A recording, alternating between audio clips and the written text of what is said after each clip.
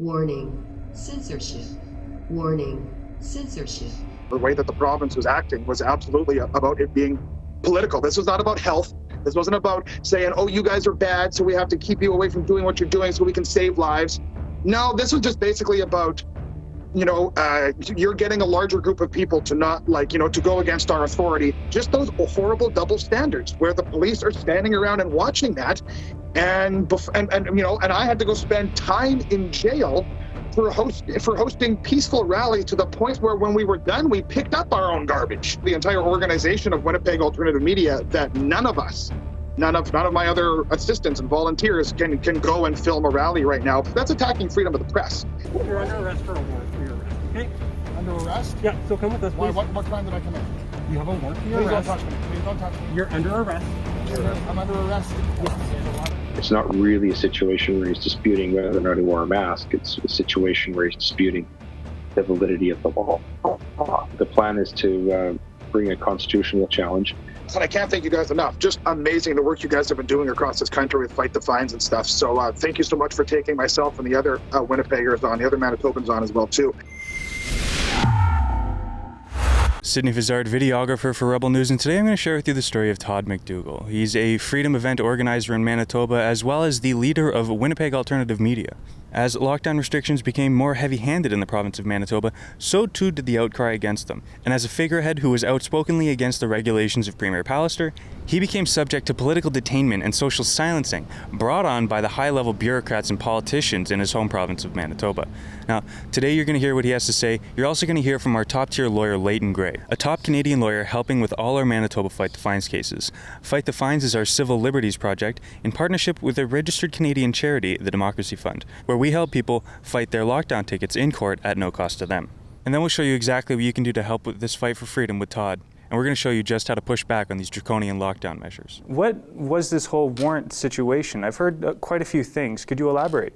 And even just, a few months into this whole pandemic, it was already hurting more people than who seemed to, the number of people that seemed to be getting hurt by COVID itself. So we started putting rallies together. And of course, we're watching people do the exact same thing from all around the world, basically, right? All around Canada. From March of this year and into April and May, we were getting some really big numbers out and, creating a bit of a buzz, I guess. And this really stuck in Brian Pallister's craw. Oh, boy. I've come up with an 11th commandment, which is obey the public health orders. And I would encourage everyone to make sure they do that. If you break the public health rules, there's a good chance you might get your name mentioned on TV. It's a really nasty thing to say because I've experienced exactly what that was supposed to do and mean as well, too. It was supposed to be trying to get the public to engage at wanting to mock, ridicule, and hurt the people involved in, in the rallies and that kind of thing. And Manitoba Public Health decided that, it was time to issue arrest warrants one day before we were going to have this next big rally. I actually went down to that rally the next day. It was sort of a mission at that point to, if I was going to get arrested, get down to my last rally for a little while and, and see people and kind of try to, show people that even though this was the province trying to flex that muscle, that, that we weren't going to be scared and we were going to carry on in whatever way possible. So that was a heck of a 24-hour period, to say the least. Why? You're under arrest for a warrant for your arrest, okay? Under arrest? Yeah, so come with us, please. What crime did I commit? You have a warrant for your arrest. Please don't touch me. Please don't touch me. You're under arrest. I'm under arrest. Yes, there's a warrant for your arrest. Look at this, everybody. Look at this. Under oath right now. Please think of your children and your grandchildren, you guys. No crime. Guys. What was illegal? Shame. Guys, you are standing and enabling tyranny. Piggy, we'll just pass it to you, okay? You're enabling. I know. You need to understand. I'm allowed to. Okay, please don't push me. Please don't touch me. Don't touch me. I'm supposed to get his stuff. What's your badge number? 2241. Okay. 3257. 3257. 31. Can I look? look? Am I allowed to look at your badge number? Sorry, it's just covered. 3178. Yeah, can you just tell me his number on his shoulder there? You guys should be charged. And then his badge number is 2690. What number is the first number on your shoulder? 3008. This society you want to create. Is it worth your paycheck? This gentleman right here put his hand on me, 2241. You're enabling tyranny. Where's all his stuff? I was supposed to be given all his stuff. Wait. In the name Wait, where's all his stuff? Another, I mean, you brought it up already, but the conditions for the release of all of you individuals, they're quite the topic of conversation. Could you go into a little bit of what your conditions are? Of course, the obvious one, not attending any rallies or promoting any or anything like that, which is an interesting ball of wax for me that I'm trying to actually get figured out when we start to actually get some hearings going on between us and a judge or the Crown. Because of Winnipeg Alternative Media being an organization that is not just solely me. Like we have plenty of other volunteers and presenters who do broadcasts throughout the week, and who of course would attend events or do other kinds of reporting out there on the streets and that type of thing. So it's really kind of interesting because for right now, just to play it safe, not knowing how this would work because we don't have anything official through the courts yet, I have been it's been recommended to me from our lawyers to basically tell the entire organization of Winnipeg Alternative Media that none of my other assistants and volunteers can go and film a rally right now, because me being the owner, they could say that I kind of sanctioned it or whatever like that, and so therefore it could still possibly be a breach, which is really nasty because that takes away basically the freedom. That's attacking freedom of the press. So it's taking away other people's freedom of speech and expression and assembly to be able to go out there as Winnipeg Alternative Media and say go film an event that might still be considered an illegal gathering or something, right? Or even go on a broadcast, not being around anybody from the safety of their own home even, and mention a rally, like even say like, oh, so this is happening this weekend if you guys want to go check that out or something like that. Like, we're as an entire organization not to do that just yet because we've been kind of recommended to play it safe. Now, for me specifically, of course, okay, I get it because the conditions were put on me. So it's just really sad that the whole organization of Winnipeg Alternative Media gets thrown into that. So then, of course, the other ones are, not being able to have any contact whatsoever with the others who were arrested. And that's a really nasty one as well, too. Me and Pat Allard, we were working together. So that affects both of us personally as well too, and we're hoping to straighten that kind of thing out. To reach into our personal lives and say, okay, now we don't want you guys to be friends, basically. No contact at all. And for how long as well too? We don't know how long any kind of public health order, and even if the public health orders like they are, and the restrictions are being eased or loosened, when is that ever going to affect us now because of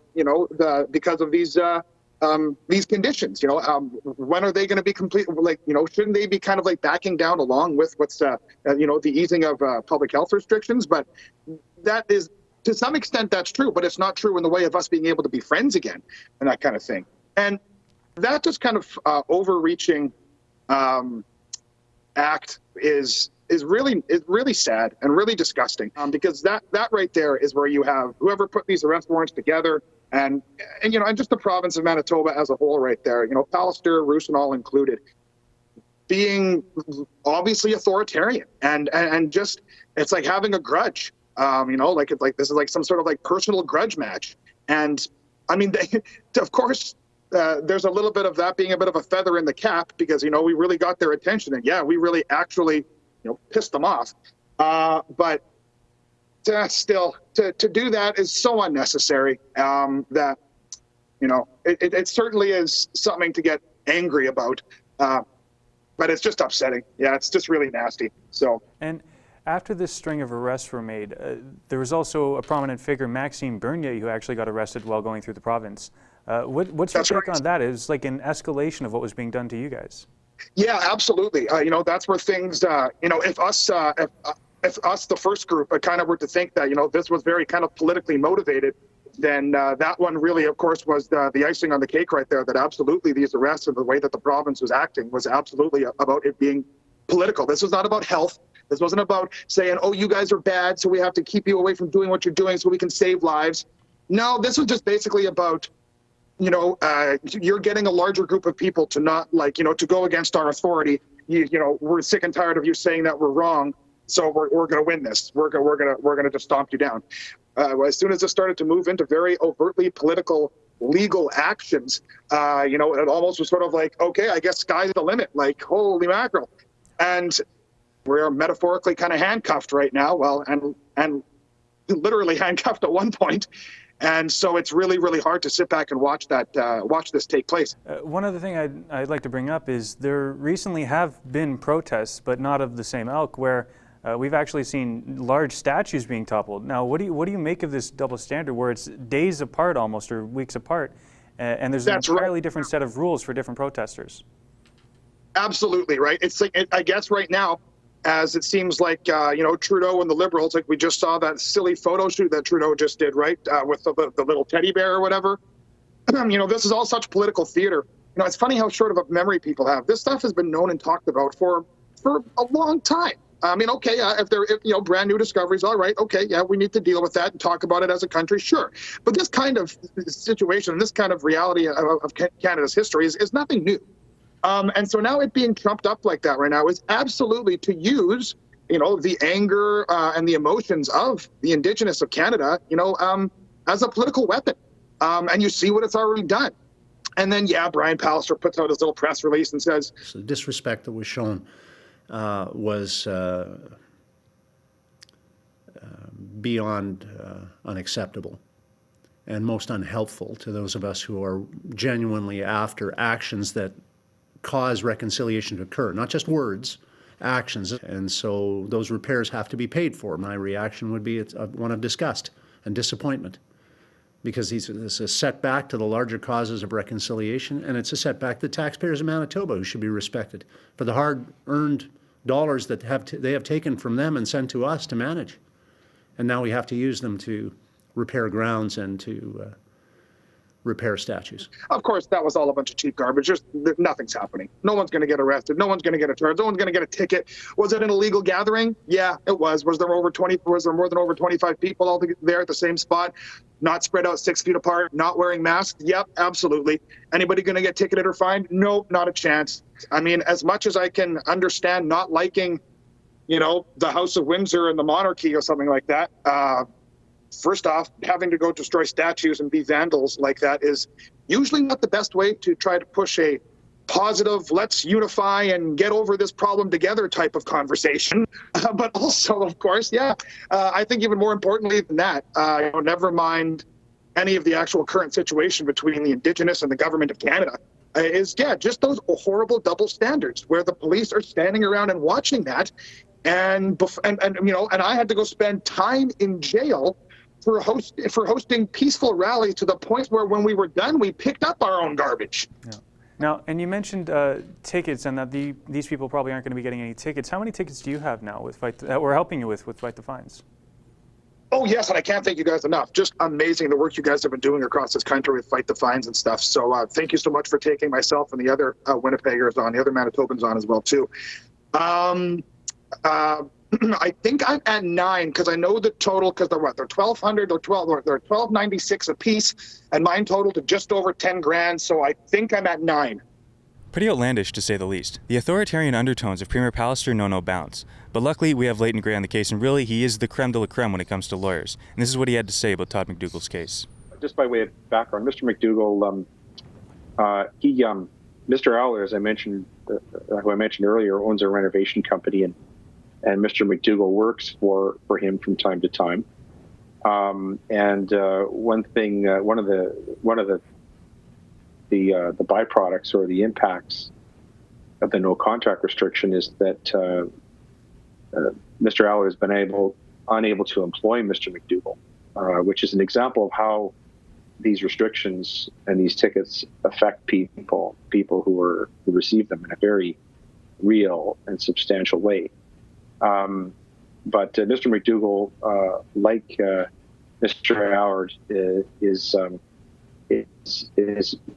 he's very sincere about disagreeing with these restrictions, very concerned about how they impact Manitobans, and again, willing to put himself out there. He's one of the people who was involved in this or attended this rally in May, and he's essentially he was there, and it's alleged that he was involved in it and wasn't wearing a mask. So, like Mr. Howard and the others, it's not really a situation where he's disputing whether or not he wore a mask. It's a situation where he's disputing the validity of the law. And without getting into too much detail, how do you plan on fighting for Todd? Well, as I said, the plan is to bring a constitutional challenge. We have some of the disclosure. We have the disclosure. We have all of it in relation to these other people. We're in the process of gathering those. We developed a good working relationship with the Crown, Manitoba Crown, and I must say, they've been very cooperative and reasonable to deal with. But the main focus is, in the next little while, is going to be setting these cases down for trial and dealing with the Crown and the courts in terms of scheduling. That's going to be the next phase of things. All right. We're also awaiting receipt of additional disclosure in relation to the charges themselves.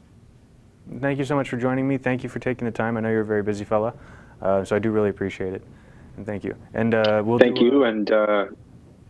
thanks to Rebel for the Fight the Fines program. I wish that more Canadians would stand up and follow the example that's being set. Absolutely. And to support Fight the Fines, go to fightthefines.com. If you have a ticket and you're wanting to fight it, you go there to fightthefines.com. And if you're looking to support somebody who has a ticket, you can go to fightthefines.com. So guys, you know what to do. If you want to help support Todd in his legal case, go to fightthefines.com to show your support. And don't forget, right now, that will qualify you for Canadian Charitable Tax Receipt. And think of it this way. Would you rather give your money to Justin Trudeau or someone who needs it? For Rebel News, I'm Sidney Fizzard. Have you been unjustly ticketed by bureaucrats handing out fines for what they say is public health and safety?